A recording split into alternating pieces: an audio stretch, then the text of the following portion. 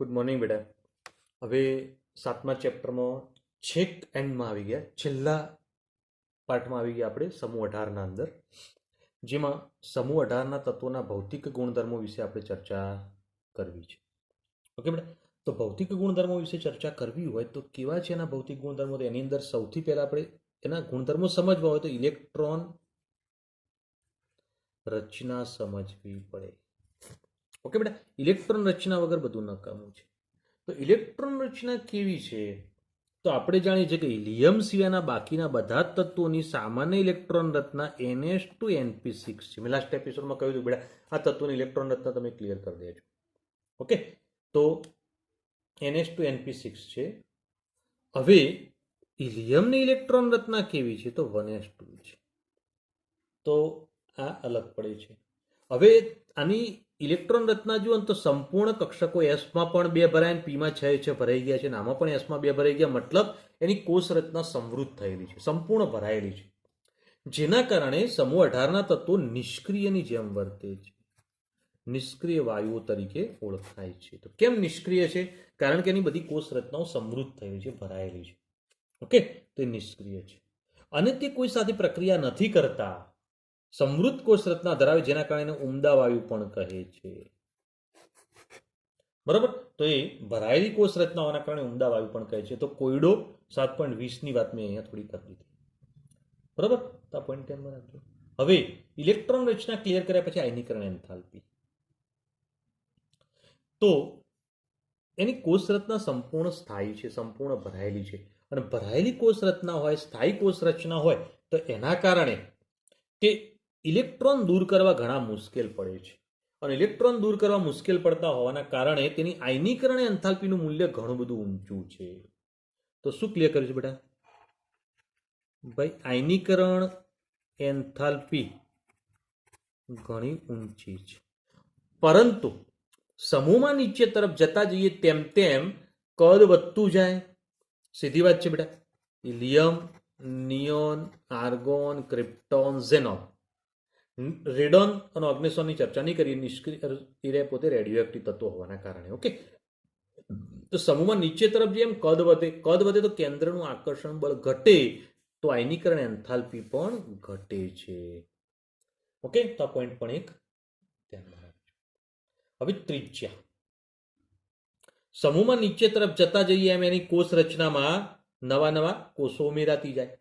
Okay, તો આની અંદર જો તમે 1s2 છે, તો આમાં 2s2 2p6 હોય છેલ્લે, આમાં 3s2 3p6 હોય, તો 4s2 4p6 અને 5s2 5p6. મતલબ જો તમે મુખ્ય કોષ રચના બદલાય છે અને જેના કારણે ક્રમશઃ ત્રિજ્યા વધે છે. તો ત્રિજ્યા વધે છે એવું કહી શકીએ. બરોબર, તો આ બાબત ધ્યાનમાં રાખો. હવે બીજી વાત કરીએ ઇલેક્ટ્રોન પ્રાપ્તિ એન્થાલ્પીની. હવે ઇલેક્ટ્રોન પ્રાપ્તિનો મતલબ ઇલેક્ટ્રોન મેળવવા પડે. દાખલા તરીકે આપણે નિયોનના ઉદાહરણથી સમજીએ બેટા, ધ્યાન આપજો. નિયોન તો 1s2 2s2 2p6. હવે બહારથી એક ઇલેક્ટ્રોન આવે અને ઇલેક્ટ્રોન આને મેળવવો હોય તો આમાં ઇલેક્ટ્રોન દાખલ થવા માટે કોઈ જગ્યા છે ખરી? કક્ષકો ખાલી છે ખરી?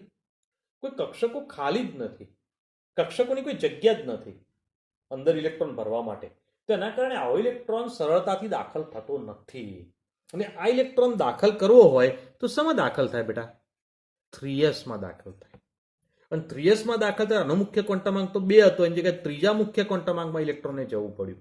તેના કારણે આ ઇલેક્ટ્રોન બહુ સ્થાયી રહેતો નથી.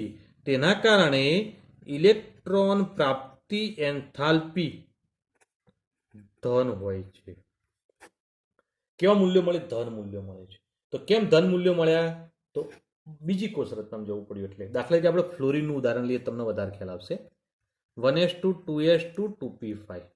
હવે આમાં એક ઇલેક્ટ્રોન મારે દાખલ કરવો હોય તો શેમાં દાખલ થાય? પીમાં 6 સમાઈ શકે, તો 5 જ છે જુઓ, તો છઠ્ઠો ઇલેક્ટ્રોન દાખલ થઈ જાય. તો એની કોષમાં દાખલ થયો અને સરળતા દાખલ થયો, જેના કારણે ફ્લોરિનમાં ઇલેક્ટ્રોન પ્રાપ્તિ એન્થાલ્પીનું મૂલ્ય ઋણ હોય છે. તો આમાં કેમ ધન આવ્યું ખબર પડી બેટા? પીમાં 6 પહેલાથી ભરાઈ ગયેલા છે, તો હવે નવો ઇલેક્ટ્રોન દાખલ થવો મુશ્કેલ હોવાના કારણે નવો ઇલેક્ટ્રોન નવી કોષમાં દાખલ થાય. જો બીજામાંથી ત્રીજામાં જાય છે, તો એના જ કારણે એ મૂલ્યો ધન થઈ જાય છે. તો આ બાબત ધ્યાન રાખવાની. ઓકે, તો હવે સમૂહ 18ના તત્વોના કેટલાક ભૌતિક ગુણધર્મો બીજા સમજવાનો પ્રયત્ન કરીએ. હવે બેટા બીજા ભૌતિક ગુણધર્મો સમજવાનો પ્રયત્ન કરીએ તો ઉમદા વાયુ તત્વ એટલે સમૂહ 18ના તત્વો એક પરમાણુય રચના ધરાવે. જો આપણે બધાના સૂત્રો લખ્યા તો helium, neon, argon, krypton, xenon, radon અને ઓગ્નેસોન. તો બધામાં સિંગલ જ હોય છે. He2 શક્ય જ નથી. મતલબ કોઈ બે પરમાણુ જોડાતા નથી, એટલે એક પરમાણુ રચના દર્શાવે છે. તે બધા જ રંગવિહીન, વાસવિહીન, સ્વાદવિહીન છે અને પાણીમાં અલ્પ પ્રમાણમાં દ્રાવ્ય થાય છે. તેના ગલન બિંદુ અને ઉત્કલન બિંદુ પણ ઘણા નીચા હોય છે. કેમ? તો એની અંદર માત્ર આંતરાણવીય આકર્ષણ ક્રિયા થતી જોવા મળતી હોય છે અને એ પણ ખૂબ નિર્બળ છે. કારણ કે સિંગલ છે, એટલે હિલિયમ છે, વાયુ છે. વાયુ હોય, તમે એક પાત્રમાં લીધો હતા, હિલિયમનો એક વાયુનો અણુ હોય, પરમાણુ, તો બીજો વાયુનો પરમાણુ એનાથી દૂર દૂર હોય, દૂર દૂર હોય તો હવે કોઈ આકર્ષણ બળ લગભગ હોતું નથી. અને અતિ નહિવત આકર્ષણ હોય તો એના કારણે શું થશે? એના ગલન બિંદુ, ઉત્કલન બિંદુ નીચા જતા રહે છે. ફક્ત પારસ્પરિક આંતરક્રિયા થતી હોય છે, જેના કારણે હિલિયમનું ઉત્કલન બિંદુ જો જોઈએ ને તો 4.2 કેલ્વિન છે. મતલબ અતિ ઓછું કહેવાય, ઘણું બધું નીચું કહેવાય. બરાબર? તો એના કારણે હિલિયમનો પ્રયોગશાળામાં ઉપયોગ શું થતો હોય બેટા? તો સૌથી વધુ સામાન્ય પદાર્થ જેવા કે રબર, કાચ, પ્લાસ્ટિકમાંથી પસાર પામવાનો ગુણધર્મ ધરાવે છે. તો હિલિયમ એ પ્રયોગશાળામાં આપણે રબરનો ઉપયોગ કરીએ, ત્યાર પછી કાચનો ઉપયોગ કરીએ કે પ્લાસ્ટિકનો ઉપયોગ કરીએ. તો બધામાંથી તમે જો દાખલા તરીકે કાચની બરણી હોય અને કાચની બરણીમાં જો હિલિયમ વાયુ ભર્યો હોય તો બરણીની અંદરથી પસાર થઈને બહાર નીકળી જાય છે, એવો વાયુ જ્યારે. વિચાર કરો, પ્લાસ્ટિકમાં ભર્યો તોય નીકળી જાય, રબરમાં ભર્યો તો પણ નીકળી જાય. આપણને એમ થાય સમો તો વિશિષ્ટ પ્રકારનું મટીરિયલ એને ભરવા માટે લેવું પડે. બરાબર? તો એના કારણે બધી પસાર ના થઈ શકે. કેટલીક ધાતુઓ, મિશ્ર ધાતુઓનો ઉપયોગ ત્યાં આગળ કરી શકાતો હોય છે. તો આ પોઈન્ટ પણ ધ્યાન રાખો. ચલો, અહીંયા આગળ સામાન્ય ભૌતિક ગુણધર્મો ક્લિયર બેટા? તો હવે એના નીચે કોયડો આપ્યો છે ને એ તમારે ક્લિયર થઈ જશે કે ભાઈ એનું આંતરાણવીય આકર્ષણ બળ ખૂબ નીચું હોવાના કારણે તે નીચા ઉત્કલન બિંદુ ધરાવે છે. બરાબર? સમજાઈ દીધેલી વાત છે. તો હવે રાસાયણિક ગુણધર્મો તરફ આગળ વધીએ. હવે બેટા એના રાસાયણિક ગુણધર્મો પર ફોકસ કરીએ તો આવર્ત કોષ્ટકમાં જેટલા પણ તત્વો છે બધામાં સૌથી ઓછા પ્રતિક્રિયાત્મક એટલે સૌથી ઓછા સક્રિય હોય તો સમૂહ 18ના તત્વો છે. મતલબ એક પ્રકારના નિષ્ક્રિય તત્વો જ છે. તો નિષ્ક્રિયની જેમ જ એ વર્તે છે. તો નિષ્ક્રિય હોવા માટે જવાબદાર કારણ કયું? તો જવાબદાર કારણ બે છે. એક તો એની ઇલેક્ટ્રોન રચના, કે ભાઈ હિલિયમની ઇલેક્ટ્રોન રચના 1s2 છે, તો અન્ય તત્વો ની ઇલેક્ટ્રોન રચના શું છે? NH2NP6. અને આ ઇલેક્ટ્રોન રચના જોતા તેમાં સંપૂર્ણ કોષ ભરાયેલી હોવાના કારણે તે ઇલેક્ટ્રોનની આપલે કરી શકતા નથી, જેના કારણે તે નિષ્ક્રિયની જેમ વર્તે છે. તો કેમ નિષ્ક્રિયની જેમ વર્તે છે? તો આપણે ક્લિયર કરી ગયા ભાઈ કોષ રચના સંપૂર્ણ ભરાયેલી છે. ચલો બીજું એક રીઝન જોઈએ કે તેમની આયનીકરણ એન્થાલ્પી ઊંચી છે, ઘણી ઊંચી. બરાબર? અને બીજી વાત કરીએ કે ભાઈ ઇલેક્ટ્રોન પ્રાપ્તિ એન્થાલ્પી ધન છે. હમણાં મેં સમજાવી દીધું કેમ ધન છે એવું, આગળ સમજાવી વાત. ઓકે, હવે આયનીકરણ એન્થાલ્પી નીચી હોય ને તો પ્રક્રિયા ઝડપી થાય, પણ ઊંચી છે એટલે પ્રક્રિયા ના થાય. ઇલેક્ટ્રોન પ્રાપ્તિ એન્થાલ્પીનું મૂલ્ય જો ઋણ હોય ને તો સરળતાથી ઋણાયન બની જાય, પણ ધન છે એટલે પ્રક્રિયા નથી કરી શકતા. તો પ્રક્રિયા ન થવા માટે મુખ્ય પરિબળો એક ઇલેક્ટ્રોન રચના, આયનીકરણ એન્થાલ્પીનું મૂલ્ય ઘણું ઊંચું, ઇલેક્ટ્રોન પ્રાપ્તિ એન્થાલ્પીનું મૂલ્ય ધન હોવાના કારણે તે સામાન્ય નિષ્ક્રિયની જેમ વર્તે છે. ઓકે બેટા? તો હવે જો નિષ્ક્રિયની જેમ વર્તતા હોય તેની પ્રતિક્રિયાત્મકતા ચકાસવી પડે. તો વૈજ્ઞાનિકો તેની પ્રતિક્રિયાત્મકતા ચકાસવા માટે વારંવાર પ્રયત્નો કરતા રહ્યા. કારણ કે કોઈ વૈજ્ઞાનિકને એવી આશા જાગતી હોય કે એ પ્રક્રિયા કરતા હશે, પણ ખરેખર પ્રયત્ન કરતા હતા ને તો પ્રક્રિયા નથી થતી, જેના કારણે આ બધી વાતમાં વૈજ્ઞાનિકોને નિષ્ફળતા મળતી હતી. વૈજ્ઞાનિકો અસફળ રહેતા હતા. બરાબર? કે ભાઈ હિલિયમ ભરે અને પછી એની સાથે ઓક્સિજન, ફ્લોરિન, સોડિયમ ને બધા સાથે પ્રક્રિયા કરવાનો પ્રયત્ન કર્યા, પણ હિલિયમે પ્રક્રિયા કોઈ સાથે ના કરી. શું થયું? વૈજ્ઞાનિકોને આ બાબતમાં નિષ્ફળતા મળી. બરાબર? તો એ માટે હવે કોને સફળતા મળી? તો એ થોડી ચર્ચા હવે આગળ સમજીએ, ધ્યાન આપજો. હવે નિષ્ક્રિય વાયુ તત્વો જે છે એ પ્રક્રિયા નથી આપતા એવું 1962 સુધી રહ્યું, પણ 1962ની અંદર નીલ બાર્ટલેટે નામના વૈજ્ઞાનિક હતો, જે બ્રિટિશની અંદર કોલંબિયા યુનિવર્સિટીમાં હતો. સાલ કે યુનિવર્સિટી નામ કયું કંઈ યાદ રાખવાની જરૂર નથી. એમની ઉમદા વાયુ માટેની એક પ્રક્રિયા અનુભવી, એક પ્રક્રિયા અવલોકી. કઈ પ્રક્રિયાનું અવલોકન કર્યું હતું? તો એમણે ત્યાં આગળ એક સંયોજન હતું બેટા, આવું O2+ અને PtF6-. આ એક સંયોજન લાલ રંગનું હતું. બરાબર. હવે લાલ રંગનું સંયોજન તો બની ગયું, પણ એમનું ધ્યાન ક્યાં કેન્દ્રિત થયું કે ભાઈ આ પ્રક્રિયાની અંદર ઓક્સિજન જે ધન આયન તરીકે વર્તતો હતો, ઓક્સિજન, તો ઓક્સિજનની પ્રથમ આયનીકરણ એન્થાલ્પી જો બેટા, પ્રથમ આયનીકરણ એન્થાલ્પીનું મૂલ્ય 1175 કિલો જૂલ પ્રતિ મોલ હતું. જ્યારે ઝીનોન જે છે ને એની પણ પ્રથમ આયનીકરણ એન્થાલ્પીનું મૂલ્ય 1170 કિલો જૂલ પ્રતિ મોલ હતું. તો એમને વિચાર્યું જો O2+ આયન આવી પ્રક્રિયા દર્શાવી શકતો હોય તો એની આયનીકરણ એન્થાલ્પીનું મૂલ્ય આટલું છે, તો ઝીનોનનું આયનીકરણ એન્થાલ્પીનું મૂલ્ય 1170 હોય તો બે લગભગ સરખા જ છે. તો જો આ પ્રક્રિયા કરતો હોય તો ઝીનોન પણ પ્રક્રિયા કરતો હોવો જોઈએ. અને એના કારણે એમને પ્રયત્નો શરૂ કર્યા. તો એ પ્રયત્નોના અંતે એમને Xc+PtF6- પ્રકારનું લાલ રંગનું જ એક સંકીર્ણ પ્રાપ્ત થયું. તો આના ઉપરથી શું થયું બેટા કે ઝીનોનનું આવું એક સંકીર્ણ સંયોજન બનાવવા માટે એમને સફળતા મળી. અને એના કારણે ત્યાં આગળ અલગ અલગ પ્રકારના ઝીનોનના જ સંયોજનો બનવાનું શરૂ થયું, જેમાં ઝીનોનના સંયોજનો ફ્લોરિન અને ઓક્સિજન સાથે બન્યા. કેમ? કારણ કે ફ્લોરિન અને ઓક્સિજન બંનેની વિદ્યુત ઋણતા વધુ હતી, અને વધુ વિદ્યુત ઋણતા ધરાવતા ફ્લોરિન અને ઓક્સિજન એ ઝીનોન સાથે સંયોજનો બનાવી શક્યા. ચલો, ઝીનોન પ્રક્રિયા આપે છે એવું તો અહીંયાથી ક્લિયર થઈ ગયું. પણ ક્રિપ્ટોન, તો ક્રિપ્ટોન પણ પ્રક્રિયા આપે છે, અને ફક્ત ક્રિપ્ટોનના ડાયફ્લોરાઇડ જ બનાવી શકાય છે, બીજા કોઈ નહીં. બરાબર. અને આના માટે જ ઊંડાણથી અભ્યાસ થયો, તો બીજા કોઈ માટે નહીં. ઓકે બેટા. પણ રેડોનનું પણ સંયોજન બનાવી શકાયું. કયું? તો RnF2. પણ એનું અલગીકરણ ના થઈ શક્યું, શુદ્ધ અવસ્થામાં મેળવી ના શકાયું વૈજ્ઞાનિકોના રીતે. બરાબર. જેના કારણે એનો ઉપયોગ શેમાં કર્યો? તો રેડિયો અનુમાપનમાં. મતલબ રેડિયો એક્ટિવ તત્વો જે છે એના વિકિરણો જે ઉત્પન્ન થતા હોય એનો અભ્યાસ કરવા માટે આનો ઉપયોગ કર્યો. ઓકે બેટા. તો આ પણ એક ફાયદાકારક રહ્યું. પણ અત્યાર સુધીમાં જે વૈજ્ઞાનિકો અભ્યાસ કર્યો એના ઉપરથી હિલિયમ, નિયોન અને આર્ગોન આ ત્રણ તત્વોના હજી સુધી કોઈ સંયોજન અસ્તિત્વ ધરાવતા નથી. ઓકે. અને તમે ભવિષ્યમાં કોઈ એવા સાયન્ટિસ્ટ લેવલે આગળ વધો, કોઈ રિસર્ચ કરો, તો આના કોઈ સંયોજનો બનાવવા હોય તો બનાવો, તો તમારું નામ પણ ભવિષ્યમાં બુકમાં ભણાવીશું બેટા. ઓકે. બની શકે, પોસિબલ છે. બરાબર. પણ એના માટે ધગસ હોવી જોઈએ. બરાબર. આવું એક ચેપ્ટર આવે ને 2-3 ચેપ્ટરો સમીકરણ વાળા આવે ને પછી ટેન્શન આવી જાય ને હવે તો નથી તૈયાર થતું, નહીં વાંચવું, કંઈ આવડતું નથી ને એવા બધા ટેન્શનો કરીને બધું મૂકી દઈએ ચોપડીઓ, તો કંઈ આવું બધું થાય નહીં. કંઈ નવું રિસર્ચ ના થાય, કંઈ ડેવલપમેન્ટ પણ ના થાય, ને કંઈ ફ્યુચરમાં તમે આગળ પણ ના વધી શકો બેટા.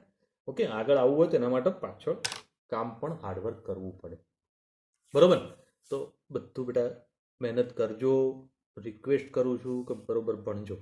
ચલો, હવે ઝીનોન જો ફ્લોરિન સાથે સંયોજન બનાવી શકતું હોય તો ઝીનોનના ફ્લોરિન સાથેના સંયોજન કેવી રીતે બનશે, તેના સંયોજનોના સમીકરણો અહીંયા આગળ આપણે ક્લિયર કરવાનો પ્રયત્ન કરીએ.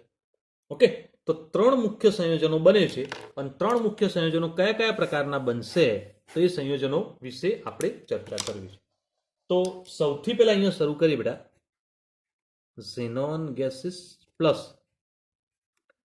ફ્લોરિન પણ ગેસીસ. બરાબર.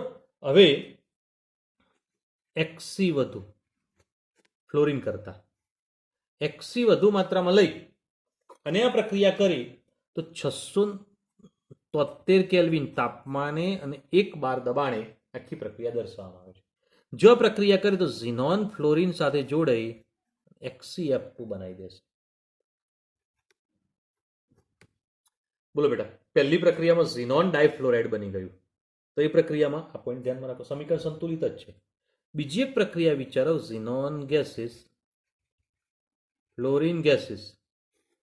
ઓકે, કન્ડિશન ક્લિયર કરીએ એના પહેલા એક વાત ક્લિયર કરીએ, ઝીનોન અને ફ્લોરિનનું પ્રમાણ 1:5 હોય. ઝીનોન જેટલો લીધો એના કરતા ફ્લોરિન 5 ગણો વધારે લેવાનો. ઓકે, આ પ્રક્રિયા 873 કેલ્વિન તાપમાને અને 7 બાર દબાણે કરવામાં આવે છે. તો પ્રક્રિયા દરમિયાન HCF4 મળશે. ફ્લોરિન 4 હોવાના કારણે 2 વડે ગુણી દઈએ. ઝીનોન ટેટ્રાફ્લોરાઇડ બને છે. તો આ એક પણ પ્રક્રિયા ધ્યાનમાં રાખવા જેવી છે, સમજવા જેવી છે. ઓકે બેટા, હવે ઝીનોનની ત્રીજી પ્રક્રિયા જુઓ કે જેની અંદર ઝીનોનનો ફ્લોરિનનું પ્રમાણ 1:20 ના પ્રમાણમાં લીધું, મતલબ ફ્લોરિન 20 ગણો વધારે લીધો છે. વિચારો, ઘણો બધો વધારે છે. ઓકે, તો હવે તાપમાન દબાણની પરિસ્થિતિમાં 573 કેલ્વિન તાપમાન અને 60 થી 70 બાર દબાણ. જો અહીંયા આગળ શું થાય બેટા, તાપમાન ઘટાડ્યું પણ દબાણ ઘણું બધું વધારે દીધું. એટલે ઘણી પ્રક્રિયાઓમાં એવું થતું હોય કે તાપમાનના દબાણ બે વધારે કરી દઈએ તો પ્રક્રિયા ના થતી હોય, તો એ પરિસ્થિતિમાં તાપમાન થોડું કંટ્રોલ કરીને દબાણ વધારી દેવામાં આવે છે, જેના કારણે અહીંયા આગળ મળશે HCF6. 6 ફ્લોરિન હોવાના કારણે અહીંયા 3 વડે ગુણી દો. ઓકે, તો આ પ્રમાણે પ્રક્રિયા થઈ જાય છે. હવે HCF6 ના આપણે બનાવવું હોય ને તો એ બનાવવા માટે એક બીજો પણ ઓપ્શન છે. કયો? તો ઝીનોન હેક્ઝાફ્લોરાઇડ કહેવાય બેટા. HCF6 એટલે ઝીનોન હેક્ઝાફ્લોરાઇડ. એ બનાવવું છે તો ઝીનોન ટેટ્રાફ્લોરાઇડ જે છે, ડાયોક્સિજન ડાયફ્લોરાઇડ, તો ઓક્સિજન ફ્લોરાઇડ સાથે 143 કેલ્વિન તાપમાને પ્રક્રિયા કરો તો બંને વચ્ચેની પારસ્પરિક ક્રિયા થઈ જશે અને એમાંથી બનશે HCF6 પ્લસ O2. તો આ રીતે તમને HCF6 પ્રાપ્ત થઈ શકે છે. સમીકરણ સંતુલિત અવસ્થામાં છે. જો 2 ફ્લોરિન અહીંયા જતા રહેશે અને ઓક્સિજન મુક્ત થઈ જશે, તો ઝીનોનના ફ્લોરાઇડ સંયોજનોમાં 3 પ્રકારના સંયોજનો બનશે. પણ આ બનાવવાની રીત બે અલગ અલગ આવી. બરાબર? તો અહીંયા આગળ આપણે હવે એના ગુણધર્મો અને એના બંધારણ અંગે થોડી ચર્ચા કરીએ અને સમજવાનો પ્રયત્ન કરીએ. ઓકે, તો ધ્યાન આપજો બેટા આગળના ટોપિકની અને સમજીએ. હવે ગુણધર્મોની અંદર પહેલા ભૌતિક ગુણધર્મો જોઈએ તો HCF2, HCF4 અને HCF6 બધા કેવા છે? તો રંગવિહીન સ્ફટિકમય ઘન પદાર્થો છે. તો અહીંયા આગળ રંગવિહીન છે, સ્ફટિકમય છે અને ઘન છે. બરાબર? પણ ઘન પદાર્થો એવા છે કે 298 કેલ્વિન તાપમાને તે ઉર્ધ્વપાતન પામે છે. મતલબ ઘનમાંથી વાયુ બની જશે. બરાબર? તો એ આ રીતે ઉર્ધ્વપાતન પામે છે. ઉપરાંત તે પ્રબળ ફ્લોરિનેશન કરતા છે.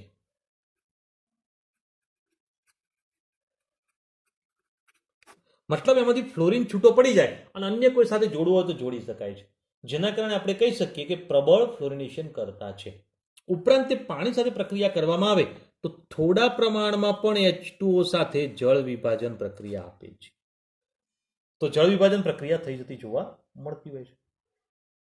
હવે આવા સંયોજનો સાથેની જળ વિભાજન પ્રક્રિયા કેવી રીતે થાય છે તો એને આપણે સમજવાનો પ્રયત્ન કરીશું. તો આપણે પાણી સાથેની પ્રક્રિયાઓ પહેલા બધી સમજી લઈએ. ઓકે બેટા, તો પાણી સાથેની પ્રક્રિયા કેવી રીતે થશે તો એક પ્રક્રિયા હું ક્લિયર કરાવતો જોઉં, ધ્યાન આપજો. HCF2 plus H2O. તો પહેલી જ પાણી સાથેની પ્રક્રિયા અહીંયા આગળ જોઈએ તો એમાં વિઘટન તરત જ થઈ જશે. Hc પ્લસ HF અને પ્લસ, મતલબ ઝીનોન છૂટો પડી જશે અને હાઇડ્રોજન ફ્લોરિન સાથે જોડીને HF બનાવી દેશે. ઓકે બેટા, સમીકરણના સંતુલન માટે ઓક્સિજન 2 હોવાના કારણે 2 વડે ગુણી દઈએ તો હાઇડ્રોજન 4 છે, અહીંયા 4 વડે ગુણીએ તો ફ્લોરિન 4 કરવા માટે અહીંયા 2 વડે ગુણો તો અહીંયા પણ 2 વડે ગુણો. સંતુલન કમ્પ્લીટ. તો HCF2 નું જળ વિભાજન આપણે જોઈ ગયેલા છે. ઓકે, હવે બીજા પ્રકારના કેટલાક સંયોજનો માટે આપણે ચર્ચા કરીએ અને ચર્ચા આગળ પછી ક્લિયર કરીએ. ધ્યાન આપજો બેટા. હવે આ બધાના બંધારણીય રચનાઓ કેવી છે એ સમજ. બધાની બંધારણીય રચનાઓ જો ક્લિયર કરાવતો જાઉં તો અહીંયા આગળ પહેલા તો અહીંયા આગળ જોતા જજો બેટા Xc. હવે એની ઇલેક્ટ્રોન રચનામાં છેલ્લે આવશે 5s2 5p6 આવું આવશે. હવે 5s2 5p6 એટલે આ 5s કક્ષક અને 5p કક્ષક, એની અંદર 12 5d કક્ષક પણ ખાલી પડી હોય. થોડું ધ્યાન આપજો બેટા, બુકમાં ચર્ચા કરીએ એમથી આપણે થોડી વધારે ચર્ચા કરીએ. હવે આમાં 2 ઇલેક્ટ્રોન છે અને આમાં 6 ઇલેક્ટ્રોન છે. ઓકે, તો હવે 2 ઇલેક્ટ્રોન અને 6 ઇલેક્ટ્રોન જો એમાં રહેલા હોય તો પહેલા જ આપણે બંધારણ HCF2 નું જોઈએ. હવે HCF2 નું આ બંધારણ જે છે એમાં છઠ્ઠો ઇલેક્ટ્રોન જે હોય ને અહીંથી નીકળીને અહીંયા જતો રહે. ઓકે, તો છઠ્ઠો ઇલેક્ટ્રોન જો ત્યાં જાય છે તો હવે 2 ફ્લોરિન જોવાના છે આપણે. કયા? તો HCF2. તો 2 ફ્લોરિન એટલે એક ફ્લોરિન અહીંયા જોડાઈ ગયો, બીજો એક ફ્લોરિન જોડાઈ ગયો. કમ્પ્લીટ બંધ બની ગયા બેટા. તો આ રીતે બંધ 2 બની ગયા, પણ બંધ બન્યા પછી 1 2 અને 3 ઇલેક્ટ્રોન યુગ્મો પડ્યા રહ્યા છે. અને જો 3 ઇલેક્ટ્રોન યુગ્મો પડ્યા રહેશે તો એ અબંધકારક ઇલેક્ટ્રોન યુગ્મો છે. અને આવા અબંધકારક ઇલેક્ટ્રોન યુગ્મો સાથેનું બંધારણ દર્શાવીએ તો ઝીનોન સાથે ફ્લોરિન એક, ફ્લોરિન બીજો. બોલો કોઈ મુશ્કેલી? તો અબંધકારક ઇલેક્ટ્રોન યુગ્મો કેટલા છે? 3. અને 3 હોય તેને દર્શાવી દઈએ અહીંયા 1 2 અને 3. તો આ ઇલેક્ટ્રોન યુગ્મો અંદર રહેલા હોય છે. કમ્પ્લીટ ને? પણ અણુનો આકાર જો આનાથી જ રજૂ કરતા હોઈએ તો અણુનો આકાર કેવો મળશે બેટા? તો રેખીય મળશે. તો અણુ રેખીય છે, આવું આપણે દર્શાવી શકીએ. હવે આના ઉપરથી એક વાત ક્લિયર કરો બેટા, એની કુલ કક્ષકો આટલી વપરાય. તો કઈ કઈ કક્ષકોએ ભાગ લીધો? S પ્રકારની 1, P પ્રકારની 3 અને D પ્રકારની 1. તો સંકરણ sp3d થાય. તો આ બાબત એક ધ્યાનમાં રાખજો કે એનું સંકરણ sp3d છે. ઓકે, હવે બીજી વાત કરીએ HCF4. HCF4 ની રચના કેવી છે? તો હવે આની રચના ક્લિયર થઈ જશે બેટા. HCF4 તો કક્ષકોમાં થોડું ઝડપથી દર્શાવી દઉં.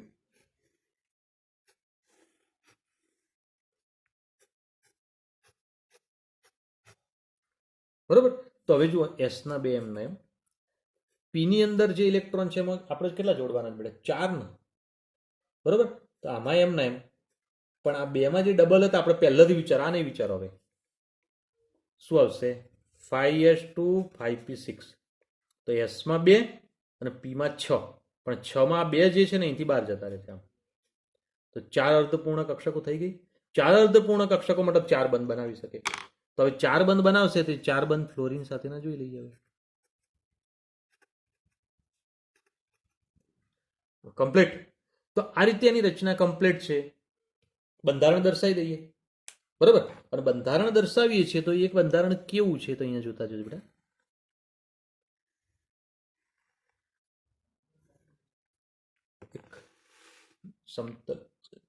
સમતલી રચના બતાવી દીધી, એમાં વચ્ચે X. હવે એની સાથે ફ્લોરિનને જોડવાના છે. તો એક ફ્લોરિન અહીંયા, એક અહીંયા, એક અહીંયા. ચલો 4 ફ્લોરિન તો જોડાઈ ગયા. તો આ રચના બની જાય શું બેટા? સમતલીય સમચોરસ. પરંતુ જ્યારે 4 બંધ બની ગયા એના પછી 1 અને 2 ઇલેક્ટ્રોન યુગ્મો પડ્યા રહ્યા છે, અને એ બંને ઇલેક્ટ્રોન યુગ્મો પડ્યા રહેશે તો એ ઇલેક્ટ્રોન યુગ્મો એટલે અબંધકારક ઇલેક્ટ્રોન યુગ્મો છે. કયા ઇલેક્ટ્રોન યુગ્મો છે? અબંધકારક. તો આવા અબંધકારક ઇલેક્ટ્રોન યુગ્મો 2 છે, પણ તો એક આ દર્શાવ્યું અને બીજું અહીંથી આમ નીચે દર્શાવ્યું. મતલબ આ એક સમતલ હતો, એક સમતલના ઉપર ને એક સમતલના નીચે છે. કમ્પ્લીટ આ બોલે આ દર્શાવીએ, બધાને ખબર પડશે બેટા. જો સંકરણ નક્કી કરવું છે એમાં વપરાયેલી કક્ષકો જોઈ લો. તો S પ્રકારની 1, P પ્રકારની 3 અને D પ્રકારની 2. તો સંકરણ બન્યું sp3d2. ઓકે, તો આકાર પણ ક્લિયર કરી ગયા બધી વાત. ચલો હવે વાત કરીએ HCF6 માટે. બરાબર, જો HCF6 માટેની ચર્ચા કરવી હોય તો એના માટે હવે જોઈ લઈએ. તો કક્ષકો ફટાફટ દર્શાવી દો બેટા. હવે તમારા મગજમાં વાત બેસી ગઈ હશે, આઈડિયા પણ આવી ગયો હશે.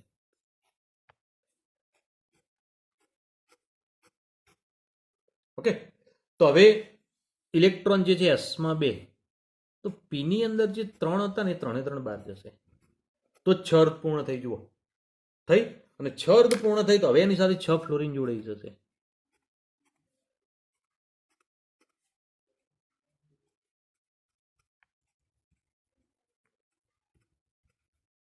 કમ્પ્લીટ ને? તો આ રચના કમ્પ્લીટ છે.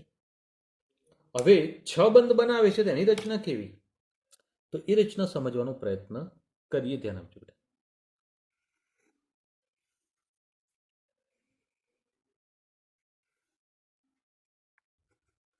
એક્સી બરાબર, આ ફ્લોરિન, આ ફ્લોરિન, આ ફ્લોરિન, આ પણ ફ્લોરિન. નીચે એક ફ્લોરિન બન્યો, પરંતુ ઉપરના બંધમાં શું થાય છે બેટા? છઠ્ઠો ફ્લોરિન દર્શાવે તો અબંધકારક ઇલેક્ટ્રોન યુગ્મ પડ્યું છે, અને અબંધકારક ઇલેક્ટ્રોન યુગ્મ અહીંયા આગળ પડેલું હોય તેની રચના આમ છે. કમ્પ્લીટ. અને આવું અબંધકારક ઇલેક્ટ્રોન યુગ્મ હોવાના કારણે આ છઠ્ઠો બંધ છે ને ખરેખર આમ સીધો આવવો જોઈએ ને, એની જગ્યાએ થોડો ત્રાંસો જતો રહે છે. કોના કારણે? અપાકર્ષણના કારણે. બરાબર ને? જોજો, છઠ્ઠો ઇલેક્ટ્રોન જે બંધ છે એ થોડો ત્રાંસો જતો રહેશે. જો આ સીધો બતાવ્યો છે, એ સીધો કેમ છે? કારણ કે અહીંયા આગળ કોઈ અબંધકારક ઇલેક્ટ્રોન યુગ્મ નથી, પણ અહીંયા આગળ અબંધકારક ઇલેક્ટ્રોન યુગ્મ હોવાના કારણે આ બંધકારક ને અબંધકારક વચ્ચે અપાકર્ષણ થશે. એટલે આ બંધ ખરેખર આમ સીધો રહેવું જોઈએ, જગ્યાએ આમ થોડો ત્રાંસો થઈ ગયો. તો જેના કારણે રચના બની કેવી કહીશું આપણે? વિકૃત અષ્ટફલકીય. અષ્ટફલકીય ખરી, પણ કેવી અષ્ટફલકીય બની બેટા? વિકૃતિ આવી ગઈ એની અંદર, એટલે એક પ્રકારની વિકૃત અષ્ટફલકીય રચના બની જાય છે. કોઈ પ્રોબ્લેમ? તો આ બાબત ધ્યાન રાખો. આમ સીધી સીધી હોય ને તો રેગ્યુલર અષ્ટફલક કહેવાય, પણ આ સાઈડમાં જતું એટલે વિકૃત અષ્ટફલક કહેવાય. તો અહીંયા આગળ આપણે આ વાત સમજી શકીએ. ચલો હવે આ જે દર્શાય એના પરથી સંકરણ બોલો. sp3d3 બરોબર ને? તો sp3d3 પ્રકારનું સંકરણ આવે છે XCF6માં. બરાબર, તો આ બાબત ધ્યાનમાં રાખો. હવે ઝેનોનના જે ફ્લોરાઇડ સંયોજનો જે છે એ સંયોજનો આયન ગ્રાહી અને આયન દાતા સાથેની પ્રક્રિયાઓ દર્શાવી શકે છે, અને જેના કારણે ફ્લોરો એનાયન બનાવે છે. કેટાયન એટલે ધન હોય ને એનાયન એટલે ઋણ હોય. તો કોની સાથે પ્રક્રિયા કરશે? આયન ગ્રાહી ને આયન દાતા બંને સાથે.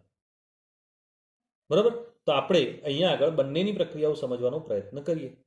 તો અહીંયા આગળ લઈ લઈએ બેટા XCF2. XCF2 જે છે એની પ્રક્રિયા આપણે ફોસ્ફરસ પેન્ટાફ્લોરાઇડ સાથે કરીએ. બરાબર, ફોસ્ફરસ પેન્ટાફ્લોરાઇડ સાથે કરીએ તો આ XCF2 આયન દાતા તરીકે વર્તે છે, અને આયન દાન કરશે, મતલબ ફ્લોરિન દાન કરશે. આયન એટલે ફ્લોરિનનો જ હેરફેર કરવાની. હવે અંદરથી એક ફ્લોરિન જતો રહે તો પ્લસ બની જાય, અહીંયા એક ફ્લોરિન વધી જાય તો PF6-. બોલો બેટા, આ પ્રક્રિયા મેં દર્શાવીએ કમ્પ્લીટ. બીજી પ્રક્રિયા પણ આના જેવી જ છે, XCF4, પણ પ્રક્રિયા એન્ટીમની પેન્ટાફ્લોરાઇડ સાથે. તો આમાં પણ સેમ વાત, અહીંથી જ આ સંયોજન ફ્લોરિન આપશે તો શું વધશે? XCF3 વધે F4 ની જગ્યાએ, તો આ પ્લસ થઈ જાય. તો અહીંયા આગળ SbF6- થાય. બોલો બેટા, આ સમીકરણ લખ્યું ખબર પડશે. ખાલી ફ્લોરિન, જો આમાંથી એક ફ્લોરિન અહીંયા જતો રહ્યો તો અહીંયા ઘટ્યો એટલે ધન થઈ ગયું, અહીંયા વધ્યું એટલે માઇનસ થયું. તો અહીંયા પણ સેમ રીતે આ પ્લસ ના માઇનસ. પણ XCF6 છે ને થોડી અલગ પ્રક્રિયા આપશે. તો ધાતુના ફ્લોરાઇડ સાથે પ્રક્રિયા કરેલી છે, જેમાં M જે ધાતુ છે એ શું છે? તો M ધાતુ તરીકે અહીંયા આગળ સમૂહ એકના તત્વોમાં સોડિયમ, પોટેશિયમ, રૂબિડિયમ અને સીઝિયમ, લિથિયમ નહીં. ઓકે, આ પ્રક્રિયા થાય તો એની અંદરથી શું બનાવશે બેટા? આ ફ્લોરિન આના આપશે. તો M ધન બન્યો, અને હમણાં જ આપણે બોલ્યા ધન આયન હંમેશા પહેલા જ લખાય, ઋણ આયન પાછળ લખાય. તો XCF7-. બોલો, આવડી જાય. M તરીકે શું? Sodium, potassium, rubidium, caesium. Complete. તો આ પોઈન્ટ ધ્યાનમાં રાખો. હવે ઝીનોનના જે ફ્લોરાઇડ સંયોજનો જે છે એની પાણી સાથે પ્રક્રિયા કરીએ તો એની એક વિશેષ પ્રક્રિયા થાય છે. જો પાણી સાથેની પ્રક્રિયા આપણે જોઈ ગયેલા છીએ આગળ, બરાબર? એ પ્રક્રિયા આ રહી છે, જુઓ. પણ આમાં એકલું ઝીનોન છૂટું પડી ગયું હતું. પણ હવે જે પ્રક્રિયાઓ આપણે દર્શાવીશું જેમાં પાણી સાથેની પ્રક્રિયા છે, કદાચ ભેગી પ્રક્રિયા પૂછે ને તો આ પ્રક્રિયા પેલી આગળની પ્રક્રિયા સાથે લઈ લેવાની. પણ આ પ્રક્રિયામાં એના ઓક્સાઇડ બને છે, અને પાણી સાથેની આ પ્રક્રિયામાં એના ઓક્સાઇડ બનતા હોય તો કેવી રીતે પ્રક્રિયા થશે, આપણે પ્રક્રિયાઓને સમજવાનો પ્રયત્ન કરીશું. ઓકે, તો સૌથી પહેલા આ પ્રક્રિયા HCF6 અને એની પાણી સાથે પ્રક્રિયા, બરોબર. તો આ પ્રક્રિયા દરમિયાન ઝીનોન છૂટું પડે, પણ આની સાથે સાથે ઝીનોનનો ટ્રાયોક્સાઇડ પણ બને છે, HF બનશે અને O2 છૂટો પડશે. થોડી પ્રક્રિયા જટિલ પ્રકારની છે, કારણ કે નિપજો વધારે બનતી હોય અથવા પ્રક્રિયકો વધારે હોય એટલે આવું સમીકરણ થોડું જટિલ બની જાય અને આવા સમીકરણનું સંતુલન એ થોડું મુશ્કેલ થઈ જાય, બરોબર. તો એ છતાંય આ સમીકરણનું સંતુલન કરવા માટે તમારે ઝીનોનને 4 વડે અને XCO3 2 વડે ગુણીને આગળ વધવાનું. આ યાદ રાખવું પડશે તમારે. કયું પોઈન્ટ માર્યું તમારે માર્કિંગ કરી જ રાખવાનું ચોપડીમાં આ રીતે. ઓકે બેટા, ચલો ઝીનોનની સંખ્યા 4 ને 2 6 થઈ ગઈ, અહીંયા 6 વડે ગુણી દો. ઓકે, તો અહીંયા આગળ આ બાબત ધ્યાન રાખો અને ક્લિયર કરી દો. બેટા અહીંયા HCF4 લીધું છે, મારી ભૂલ છે, અહીંયા HCF4. હવે જુઓ, ફ્લોરિનની સંખ્યા 24 થવી જોઈએ. હવે 24 ફ્લોરિન કરવા માટે શું કર્યું? સીધા અહીંયા 24 વડે જ ગુણી દેવા પડે. હાઇડ્રોજન 24 થયા, અહીંયા 12 વડે ગુણી દો. ઓક્સિજન 12 થયા, 12 ઓક્સિજન કરવા માટે અહીંયા આગળ 3 દુ 6 તો થઈ જ ગયા, 6 ખૂટે અહીંયા 3 વડે ગુણી દો. તો આ પ્રક્રિયામાં ઝીનોનનું ઓક્સિજન સાથેનું સંયોજન બનાવી શકાય છે. ચલો, આવી રીતે સંયોજન બનતું હોય તો એક બીજી પણ શક્યતા છે HCF6 ની. આ HCF4 લેજો બેટા, ભૂલથી મારે લખાવ્યું હતું. હવે એની પાણી સાથેની પ્રક્રિયા, આ પ્રક્રિયા થોડી વિશિષ્ટ છે કે જેની અંદર XCO3 બને ને HF બને છે. હવે જુઓ, ઝીનોન ટ્રાયોક્સાઇડ આમાંય બન્યો, પણ આમાં એક નિપજ એક જ છે, તો આ પ્રક્રિયા સમીકરણ થોડું સરળ પડશે, સંતુલન પણ સરળ પડશે. જુઓ, ઓક્સિજન 3 છે, અહીંયા 3 વડે ગુણી દે. હાઇડ્રોજન 6 થયા, અહીંયા 6 વડે ગુણો, 6 ફ્લોરિન થઈ ગયા, એક ઝીનોન થઈ ગયું. સમીકરણ સરળ બની ગયું હતું. ઓકે, તો આ બાબત ધ્યાન રાખવાની. હવે આ બે પ્રક્રિયાઓ એવી છે કે જેમાં સંપૂર્ણ જળ વિભાજન છે. પેલી આગળની પ્રક્રિયા પણ સંપૂર્ણ જળ વિભાજનની જ હતી, પણ હવે એવી પ્રક્રિયા જોઈએ કે જેમાં HCF6, કોનું બેટા? HCF6 નું આંશિક જળ વિભાજન, મતલબ પૂરેપૂરું જળ વિભાજન ના થાય, પાણી સાથે ઓછી પ્રક્રિયા કરે. તો ઝીનોન ટ્રાયોક્સાઇડની જગ્યાએ નિપજ થોડી બદલાશે, અને એ નિપજ કેવી બનશે? તો અહીંયા જોજો, XCOF4, ઝીનોન ઓક્સી ટેટ્રાફ્લોરાઇડ. નામકરણ ક્લિયર કરી દેજો, ઝીનોન ઓક્સી ટેટ્રાફ્લોરાઇડ, બરોબર, અને HF. અને આની પ્રક્રિયા હજુ પણ બીજી એક શક્યતા છે નિપજની, કે ઝીનોન ડાયોક્સી ડાયફ્લોરાઇડ અને HF. બોલો બેટા, બે નિપજો. ઓકે, તો સરળતાથી ક્લિયર થઈ જશે, બરોબર. હવે સમીકરણનું સંતુલન જોઈ લઈએ. સંતુલન સરળ છે આનું. કેવી રીતે સંતુલન કરીશું? તો અહીંયા આગળ જોજો બેટા, ઓક્સિજન 2 છે. ઓકે, તો અહીંયા આગળ ઓક્સિજન 2 છે. પહેલા નીચેનું કરી લઈએ. ચલો, ઓક્સિજન 2 હોય તો અહીંયા 2 વડે ગુણી દો. 2 વડે ગુણે એટલે હાઇડ્રોજન 4 થઈ ગયા. ઓકે, ફ્લોરિન 4 ને 2 6 થઈ જાય છે, ઝીનોન પણ થઈ જાય. સંતુલન સરળ થઈ ગયું. આમાં એક ઓક્સિજન તો એક જ ઓક્સિજન, તો હાઇડ્રોજન 2 છે, તો અહીંયા આગળ 2 વડે ગુણો તો ફ્લોરિન 2 ને 4 6 થઈ ગયા, ઓક્સિજન પણ થઈ ગયા. તો આમ જોવા જઈએ સરળ વાત છે. ઓકે બેટા, તો ધ્યાનમાં રાખજો. હવે આ જે સંયોજનો આપણે ક્લિયર કરે એની થોડી ચર્ચા કરવી છે. સૌથી પહેલા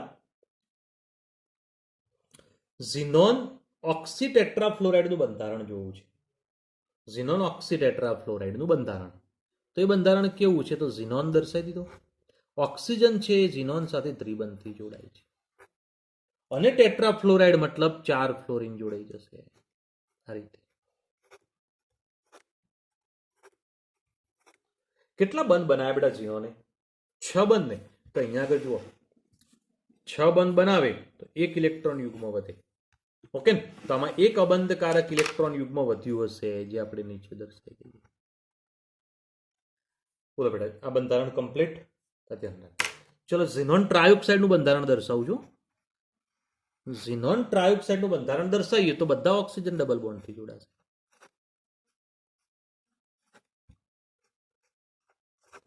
તો મતલબ આમાં પણ 6 બંધ બને. જુઓ, 2 2 4 ને 2 6, આ 2 લીટીઓ કરી મતલબ 2 બંધ છે. તો એમાં પણ 1 ઇલેક્ટ્રોન યુગ્મ વધશે, તો 1 ઇલેક્ટ્રોન યુગ્મ આ રીતે આપણે દર્શાવી શકીએ. કોઈ મુશ્કેલી બેટા? તો આ પોઈન્ટ ધ્યાનમાં રાખો. બંનેના આકારની વાત કરી લઈએ તો આ જે આકાર છે સમચોરસ પિરામિડલ. આ જુઓ, સમચોરસ અને ઉપર આ પિરામિડલ. ખાલી આકાર સમજવા માટે મેં દોર્યો બેટા, સમચોરસ પિરામિડલ. તો આનો રચના કેવી છે? પિરામિડલ. તો તમે વિચારો બેટા, આ બધા છે એની સાથે આમ જોડાય તો પિરામિડ જેવી રચના બનાવશે. ઓકે, ઝીનોન સાથે હો બેટા, અબંધકારક ઇલેક્ટ્રોન યુગ્મ સાથે નહીં, ઝીનોન સાથે. તો પિરામિડ જેવું અહીંયા બની જાય છે. તો આ પ્રમાણે આપણે એની રચના પિરામિડલ કહી શકીએ. હવે એના ગુણધર્મો જોઈએ તો ઝીનોન ટ્રાયોક્સાઇડ એ રંગવિહીન વિસ્ફોટક ઘન પદાર્થ છે, બરાબર, અને પિરામિડલ રચના ધરાવે છે. રંગવિહીન છે અને વિસ્ફોટક ઘન પદાર્થ છે, ધડાકા સાથે સળગી જાય એવો છે, બરાબર. અને ઝીનોન ઓક્સિડ ટેટ્રાફ્લોરાઇડ જે છે રંગવિહીન બાષ્પશીલ પ્રવાહી છે. તો આ ઘન છે, વિસ્ફોટ સાથે સળગે છે, અને આ બાષ્પશીલ પ્રવાહી છે, અને તે સમચોરસ પિરામિડલ રચના ધરાવે છે. તો આપણે ક્લિયર કરી ગયેલા છે, બરાબર. તો આ બાબત ધ્યાન રાખવાની, સમજી લેવાની. તો અહીં જે ચર્ચા કરી ગયા, જે માહિતી ક્લિયર કરી ગયા, એ આ રીતે સમજી શકાય છે. ઓકે બેટા. હવે અહીંયા જે ઉમદા વાયુ તત્વો લીધા આપણે અત્યાર સુધીમાં જે ભણે એના ઉપયોગોની વાત કરેલી છે, અને ઉપયોગોની વાત કરેલી હોય તો પહેલા હિલિયમથી શરૂઆત કરીએ અને એની ચર્ચા ક્લિયર કરીએ. તો એક અજ્વલનશીલ વજનમાં હલકો વાયુ છે, જેના કારણે હવામાનના અવલોકન માટેના ફુગ્ગામાં તેનો ઉપયોગ કરવામાં આવે છે. જો તમે ઘણા વખતે કોઈ પિક્ચરમાં કે એમાં તમે જોયું હશે કે મોટો બલૂન હોય છે, અને બલૂન જે છે એની અંદર હિલિયમ વાયુ ભરેલો હોય છે, અને હિલિયમ વાયુ જે છે એને ગરમીથી પ્રેશર કરી અને બલૂનને ઉપર લઈ જવામાં આવે છે. તો આ રીતે ફુગ્ગામાં અને હવામાનનું અવલોકન કરવા માટે એનો ઉપયોગ કરી શકાય છે. ઓકે. ત્યાર પછી તેનો ઉપયોગ વાયુ સિદ્ધિત ન્યુક્લિયર ભઠ્ઠીમાં ઉપયોગ કરવામાં આવે છે. તો ન્યુક્લિયર ભઠ્ઠીમાં પણ એક ભઠ્ઠીમાં એનો ઉપયોગ કરી શકાતો હોય છે. તો પ્રવાહી હિલિયમ જે છે નીચા તાપમાને કરવામાં આવતા પ્રયોગો માટે નિમ્ન તાપક કરતા છે, જે આપણે જાણીએ કે એનું ઉત્કલન બિંદુ 4.2 કેલ્વિન છે. ખૂબ નીચા તાપમાને પણ વાયુ અવસ્થામાં કોઈ રાખી અને પ્રયોગ કરવો છે તો હિલિયમ લઈ શકાય છે. ઓકે બેટા. તો આ બાબત ધ્યાનમાં રાખો. તો અહીંયા આગળ આપણે આ ક્લિયર કરી શકીએ છીએ. તો ખૂબ નીચા તાપમાને પ્રવાહી હિલિયમ આ રીતે વાપરી શકાય છે. હવે પ્રવાહી હિલિયમનો ઉપયોગ શક્તિશાળી અતિવાહક ચુંબકના ઉત્પાદનમાં કરવામાં આવે છે, અને ટકાવી રાખવા પણ એનો ઉપયોગ થાય છે. તો શક્તિશાળી મેગ્નેટિક ચુંબક બનાવવું હોય ને તેના માટેનો ઉપયોગ થાય છે. અને આધુનિક રીતે NMR સ્પેક્ટ્રોસ્કોપિક પદ્ધતિ જે ચિકિત્સા પદ્ધતિ છે એના માટે ચુંબકીય સંસ્પંદન પ્રતિબિંબીય માટે પણ એનો ઉપયોગ થાય છે. તો બે પ્રકારની અહીંયા આગળ આવ્યું, એક NMR અને બીજું છે MRI. બંનેની અંદર ખૂબ જ પ્રબળ ચુંબકનો ઉપયોગ થાય છે. કદાચ MRI શબ્દથી તમે પરિચિત હશો, મેગ્નેટિક રેઝોનન્સ ઇમેજ. મતલબ કે આપણા શરીરના કોઈ ભાગોની અંદર ચુંબક દ્વારા એ શરીરની ઇમેજ ઉત્પન્ન કરવા માટે. દાખલા મગજમાં કંઈ તકલીફ છે તો મગજ ચીરીની અંદર જોવાય ના. પેટમાં તકલીફ હોય ને તો કદાચ એવું લાગે ને તો પેટ કાપીએ, અને કંઈ એવું લાગે તો ટાંક કાઢીને પાછળ ભરી દઈએ. પણ મગજમાં અંદર તકલીફ હોય તો રિસ્કી કહેવાય. તો MRI ટેસ્ટ કરવામાં આવે છે, અને આ ટેસ્ટ કરે તો મગજના અંદરના ફોટા બધા આના દ્વારા પાડી શકાય છે, એક મેગ્નેટિક ઇફેક્ટ દ્વારા, અને જેના કારણે આપણે એને અભ્યાસ કરી શકીએ. તો આ પણ ક્લિયર છે બેટા. ત્યાર પછી રુધિરની અંદર તેની દ્રાવ્યતા ઓછી હોવાના કારણે આધુનિક રીતે નિમજ્જત સાધનોની અંદર ઓક્સિજન મંદક તરીકે તેનો ઉપયોગ થાય છે, જે આપણે બીજા ચેપ્ટરમાં વાત કરી ગયેલા છે કે ઓક્સિજનના સિલિન્ડરની અંદર હિલિયમ અંદર ભરવામાં આવે છે. ઓકે. તો એ હિલિયમ અંદર ભરવામાં આવે છે, ઓક્સિજનની મંદક તરીકે એનો ઉપયોગ કરવામાં આવે. તો એક આપણો ઉપયોગ હિલિયમનો ક્લિયર કરી શકાય છે. હવે નિયોનનો ઉપયોગ. નિયોનનો ઉપયોગ જે છે એ વીજભારિત નળીઓની અંદર જાહેર પ્રદર્શનની અંદરના હેતુ માટેના બલ્બમાં એનો ઉપયોગ થાય છે. હવે પ્રસ્ફુરક બલ્બ શબ્દ વાપર્યો છે. પ્રસ્ફુરક બલ્બનો મતલબ ચળકાટવાળો જગાડા મારતો બલ્બ જે છે એના માટેનો ઉપયોગ થાય છે, બરાબર. અને એનો ઉપયોગ ક્યાં આગળ? તો વનસ્પતિ બગીચાઓની અંદર ને ગ્રીન હાઉસમાં. કે આવા ગ્રીન હાઉસની અંદર કૃત્રિમ રીતે પ્રકાશ ઉત્પન્ન કરી અને વનસ્પતિનો ઉછેર કરવા માટે નિયોન વાયુના બલ્બ તૈયાર કરવામાં આવે છે. અંદર વાયુ ભરીને બલ્બ બનાવવામાં આવે છે, અને એ બલ્બ ત્યાં આગળ વપરાતા હોય છે. તો આ પણ પોઈન્ટ ધ્યાનમાં રાખો. ચલો બીજી વાત, આર્ગોનનો ઉપયોગ જે છે ઊંચા તાપમાને ધાતુ કર્મ પ્રક્રિયાઓ કરવામાં આવતી હોય કે જેની અંદર ધાતુ ઊંચા તાપમાને મેળવવામાં આવતી હોય, તો એ ધાતુ જે છે એને હવાથી અથવા ઓક્સિજનથી બચાવી હોય તો નિષ્ક્રિય વાતાવરણ પૂરું પાડવા માટે આર્ગોન વપરાય છે. સમજે બેટા? દાખલા તરીકે કોઈ વાયુ છે આપણને મળી, કોઈ ધાતુ છે આપણને મળી, કેલ્શિયમ, હવે કેલ્શિયમ ધાતુ આપણે મેળવી દીધી, જો એ ઓક્સિજનના સંપર્કમાં આવે તો તરત જ ઓક્સિજન સાથે પ્રક્રિયા કરી દે અને કેલ્શિયમ ઓક્સાઇડ બની જાય. હવે કેલ્શિયમ ઓક્સાઇડમાંથી તો કેલ્શિયમ છૂટું પાડી દીધું અને પાછો ઓક્સિજનના સંપર્કમાં પાછો કેલ્શિયમ ઓક્સાઇડ બની જાય. તો આવું ન થાય એટલા માટે આર્ગોનના સંપર્કમાં રાખવામાં આવે છે. સમજી ગયા બેટા હું બોલ્યો? તો એ આપણે ક્લિયર કરી શકીએ છીએ કે જ્યારે આ ક્રિયા થતી હોય ત્યારે નિષ્ક્રિય વાતાવરણ ઉત્પન્ન કરવા માટે આર્ગોન વપરાય છે. આ ઉપરાંત વિદ્યુતીય બલ્બની અંદર પણ આર્ગોન ભરવામાં આવે છે નિષ્ક્રિય વાતાવરણ પૂરું પાડવા માટે. તેનો ઉપયોગ પ્રયોગશાળામાં હવા સંવેદનશીલ પદાર્થોના વ્યવસ્થાપનમાં થાય છે. મતલબ કોઈ પદાર્થ હવા પ્રત્યે ખૂબ સંવેદનશીલ હોય તો એને થોડું કંટ્રોલ કરવો છે, નિષ્ક્રિય બનાવવું છે, તો આર્ગોન વાયુનો ઉપયોગ કરવામાં આવે છે. બરોબર? તો આર્ગોનના ઉપયોગો થઈ ગયા. અને ઝીનોન ક્રિપ્ટોનના કોઈ સ્પેશિયલી ઉપયોગો છે નહીં. બરોબર? આ ઉપરાંત પણ તેનો ઉપયોગ વિશિષ્ટ હેતુઓ માટે બનાવતા હલકા બલ્બમાં ક્યારેક થઈ શકે છે, બાકી નહીં. ઓકે, તો આ બાબત ધ્યાનમાં રાખવાની અને સમજી લેવાની. તો અહીં જે ચર્ચા કરીએ શું ક્લિયર કરીએ બેટા? તો આ બાબત ધ્યાન રાખજો. 7મું ચેપ્ટર થિયરિકલ રીતે ક્લિયર થઈ ગયું. નેક્સ્ટ એપિસોડની અંદર આપણે નવા ચેપ્ટરની શરૂઆત કરીશું અને નવું ચેપ્ટર સમજીશું બેટા. પણ આખું ચેપ્ટર ધીરે ધીરે સ્ટેપ બાય સ્ટેપ ક્લિયર કરી દેજો. લખીને તૈયાર. લખીને શબ્દ તો તમે ઊંધો અર્થઘટન કરો છો બેટા. લખીને એટલે ઘણા ચોપડીમાં જોઈને અને લખ કર્યું છે. હવે આ તો એક ખોટું જ અર્થઘટન કહેવાય. આપણે 5મા 7મામાં પ્રાથમિક શાળામાં નથી બેટા. તૈયાર કરી અને પછી લખાય. લખીને તૈયાર ના કરાય. કોઈ થિયરી છે, દાખલા તરીકે ઝીનોનની ઓક્સિજન સાથેની પ્રક્રિયાઓ, તો 4 સમીકરણ આવે. હવે 4 સમીકરણ પહેલા તૈયાર કરાય અને પછી મોઢે થઈ જાય ને પછી ચોપડામાં લખાય. આ રિયલ સિસ્ટમ છે. તમે ઊંધી સિસ્ટમ કરો છો. આ સમીકરણ જોઈને લખ કરો છો. 5 વાર લખશો ને તો ભૂલી જશો. ઓકે બેટા? તો થોડી સિસ્ટમેટિક કામ કરો, જેના કારણે વર્કલોડ ઓછો થાય ને યાદ વધારે રહે. અને કેમિસ્ટ્રીમાં બેટા યાદ વધારે જ રાખવું પડશે. કંટાળી જશો નહીં ચાલે. ઓકે, ચલો. તો આપણું 7મું ચેપ્ટર ક્લિયર. નેક્સ્ટ એપિસોડમાં નવું ચેપ્ટર શરૂ કરીશું અને ક્લિયર કરીશું. ઓકે બેટા? ચલો, ગુડ ડે.